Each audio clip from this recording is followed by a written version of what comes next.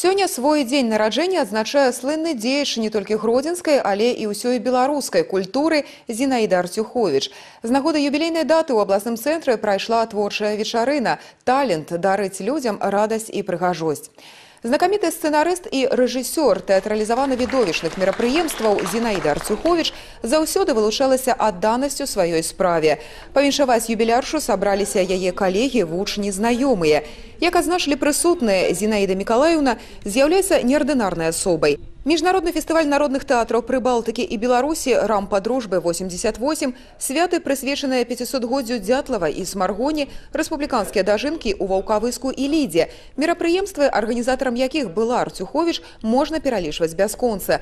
Яе імя ў гэтым годзе занесена ў кнігу славы Гродзенскай вобласці. Хваляванне ёсць, безумоўна, таму што заўсёды хвалюючыя гэты моманты, калі на такой вечарыне як бы вынікі падводзяцца нейкага жыццёвага этапа. А тут такога вялікага этапа, таму што я ўжо даволі доўга пражыла на свеце.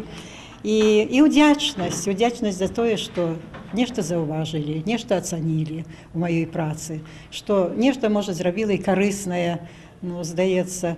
А я проста вельмі любіла працаваць.